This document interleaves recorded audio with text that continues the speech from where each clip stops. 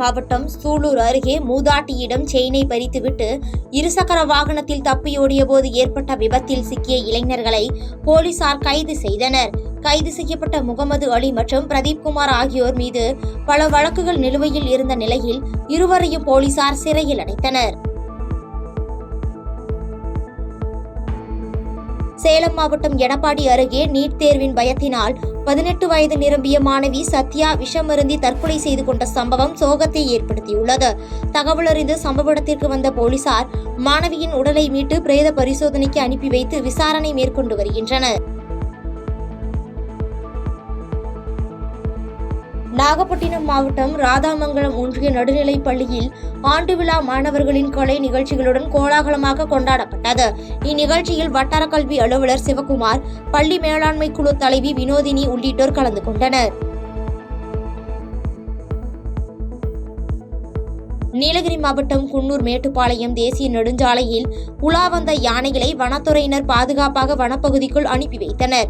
சாலையின் இருபுறங்களிலும் வாகனங்களை தடுத்து நிறுத்திய வனத்துறையினர் யானைகள் வனப்பகுதிக்குள் விரட்டியடித்தனர்.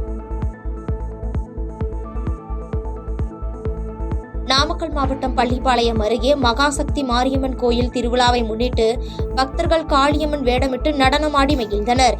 இதைத் தொடர்ந்து காளி வேடமிட்டு நடனமாடியவர்களிடம் பக்தர்கள் ஆசி பெற்று சென்றனர்.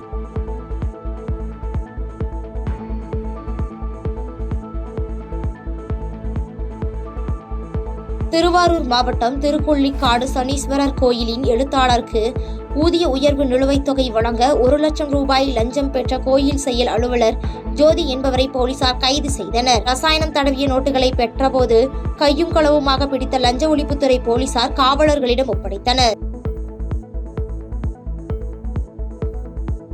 திருவாரூரில் பிரதமரின் விவசாய குடும்ப நிதி திட்டத்தின் கீழ் உதவியை பெறும் விவசாயிகள் தனித்துவ அடையாள எண்ணை பெற விண்ணப்பிக்கும் நாளை ஏப்ரல் 15ஆம் தேதி வரை நீடிப்பதாக மாவட்ட ஆட்சியர் அறிவித்துள்ளார். இத்திட்டத்தின் கீழ் இடுபொருட்கள் கொள்முதல் செய்ய விவசாயிகளுக்கு ஆண்டுக்கு 6000 ரூபாய் வழங்கப்படுவது குறிப்பிடத்தக்கது. திருவாரூர் ரயில் நிலையத்தில் பெண்களுக்கு எதிரான குற்றச் செயல்களை தடுக்கும் விதமாக தமிழ்நாடு ரயில்வே போலீசார் சார்பில் விழிப்புணர்வு நிகழ்ச்சி நடைபெற்றது. ரயில் பயணங்களின் போது தொந்தரவு ஏற்பட்டால் எப்படி கையாளுவது என்பது குறித்து விழிப்புணர்வு நிகழ்ச்சியில் எடுத்துக் கூறப்பட்டது. கிருஷ்ணகிரி மாவட்டம் ஊத்தங்கரை அடுத்த கல்லாவி காவல் நிலைய எல்லைக்குட்பட்ட 30 இடங்களில் பொருத்தப்பட்ட கண்காணிப்பு கேமரா பணிகளை மாவட்ட காவல் கண்காணிப்பாளர் தங்கதுரை தொடக்கி வைத்தார். குற்றச் செயல்களை தடுக்கும் விதமாக மேற்கொள்ளப்பட்ட இந்நிகழ்ச்சியில் காவல் அதிகாரிகள் கலந்து கொண்டனர். சென்னை தாம்பரம் ரயில் நிலையத்தில் கீழே கிடந்த 9 பவுண்ட் தங்க நகையை மீட்டு காவல் நிலையத்தில் ஒப்படைத்த ஆட்டோ ஓட்டுநரை பலரும் பாராட்டி வருகின்றனர். உரிய நேரத்தில் தங்க நகையை ஒப்படைத்த ஓட்டுநர் கோடீஸ்வரனுக்கு காவல்துறையினர் பாராட்டு தெரிவித்தனர். செங்கல்பட்டு மாவட்டத்தில் நடத்தப்பட்ட ஆய்வில் ஊசி போட்ட தர்பூசணி பழங்கள் ஏதும் சிக்கவில்லை என மாவட்ட உணவு பாதுகாப்பு அலுவலர் அனுராதா தெரிவித்துள்ளார். ஏதோ ஒரு சில இடங்களில் மட்டுமே இதுபோன்ற சம்பவங்கள் நடைபெறுவதால் மக்கள் பயமின்றி தர்பூசணி பழங்களை வாங்கி சாப்பிடலாம் எனவும் அவர் தெரிவித்தார். இந்த தர்பூசணியை பொறுத்தவரையிலும் சார் வந்து ஒரு வருடமும் இந்த கோடை காலம் வரும்போது நம்ம இதை ஆய்வு பண்றோம். தர்பூசணின்னு இல்லை, ஜூஸ் கடைகள், அந்த எடிபிள் ஐஸ் மேனுஃபேக்சர் பண்றவங்க, ஜூஸ் கடைகள் ஐஸ் கட்டிலாம் போடுறாங்க. இதெல்லாம் அதிகமாக அதே போல் பஸ் ஸ்டாண்ட்லாம் பழங்கள் ஜூஸ் எல்லாம் போட்டு விற்பனை பண்ணிட்டு இருப்பாங்க. தண்ணீர் அதிகமாக விற்பனையாகும். ஸோ அதனால இந்த கோடை காலம்லாம் நாங்கள் முக்கியமாக இந்த 4-5 விஷயங்களை பார்க்குறோம். முக்கியமாக இந்த தர்பூசை பற்றி சொல்லும்போது பார்த்தீங்கன்னாக்கா நாங்கள் எங்களோட சித்தாமூர், செங்கல்பட்டு மாவட்டத்தில் சித்தாமூரில் கிட்டத்தட்ட 8000 விவசாயிகள் பயிரிட்டு அறுவடை பண்ணி வச்சுருக்காங்க. அந்த இடத்துலையுமே எங்கள் உணவு பாதுகாப்பில் போய் தோட்டக்கலைத்துறையோட அவங்களோட போய் இன்ஸ்பெக்ஷன் பார்த்தோம். ஸோ அந்த இடத்துலலாம் அங்கே எந்த விதமான கலர் போடுறதோ அதெல்லாம் கிடையாது. அவங்க விற்பனை செய்கிறாங்க. அவங்கள்ட்ட இன்னும் 2 பேர் வாங்கலாம். ஒரு ஹோல்சேலர் வாங்குவார், டிஸ்ட்ரிபியூட்டர் வாங்குவார், அப்புறம் ரீட்டெயிலில் மக்களுக்கு கிடைக்கக்கூடிய அளவில் இருக்குது. நாங்கள் ரெகுலராக ஒரு வாரத்தில் 2 தடவை எங்களோட உணவு பாதுகாப்புலாம் அவங்க ஏரியாவில் இந்த ஜூஸ் கடைகள், தர்பூசணி பழக்கடைகள் எல்லாமே ஆய்வு பண்ணும்போது இதுவரையிலும் நாங்கள் பார்த்ததில் கடந்த 3 வாரங்களில் எந்த இடத்துலையுமே இந்த மாதிரி ஊசி மூலியமா கலர்லாம் செலுத்துறதெல்லாம் நாங்கள் கண்டறியலை. நெல்லை மாவட்டம் சேர்வலாறு அணைக்கு செல்லும் சாலையில் சிறுத்தை நடந்து செல்லும் காட்சிகள் வெளியாகி வைரலாகி வருகின்றன.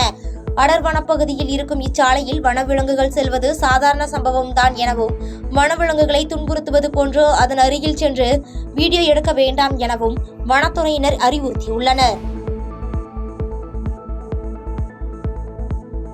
திருவள்ளூர் மாவட்டம் திருவாலாங்காடு அருகே தகாத உறவை தண்டித்த கணவனை கூலிப்படையினை ஏவி கொலை செய்த மனைவி உட்பட 4 பேரை போலீசார் கைது செய்தனர். கொலை வழக்கு தொடர்பாக சந்தியா, யோகேஸ்வரன், சதீஷ் மற்றும் ஸ்ரீராம் ஆகியோரை கைது செய்த போலீசார் அவர்களை சிறையில் அடைத்தனர்.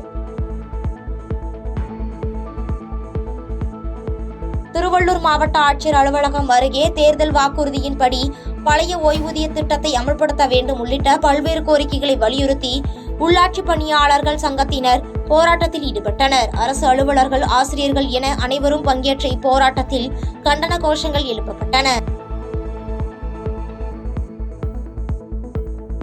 வேலூர் மாவட்டம் காட்பாடியில் அரசு பேருந்து பழுதடைந்து நடுசாலையில் நின்றதால் 2 கிலோமீட்டர் தொலைவிற்கு வாகனங்கள் போக்குவரத்து நெரிசலில் சிக்கின. அரசு பேருந்துகள் இதுபோன்று அடிக்கடி பழுதாகி நிற்பதால் தகுந்த நடவடிக்கை மேற்கொள்ள வேண்டும் என சமூக ஆர்வலர்கள் கோரிக்கை விடுத்துள்ளனர். பாதகம் செய்பவரை கண்டால் நாம் பயம் கொள்ளலாகாது பாப்பா. மோதி மிதித்துவிடு பாப்பா, அவர் முகத்தில் உமிழ்ந்துவிடு பாப்பா. அண்மை செய்திகளை உடனுக்குடன் தெரிந்து கொள்ள இணைந்திருங்கள் எம் நாடு தொலைக்காட்சியுடன்.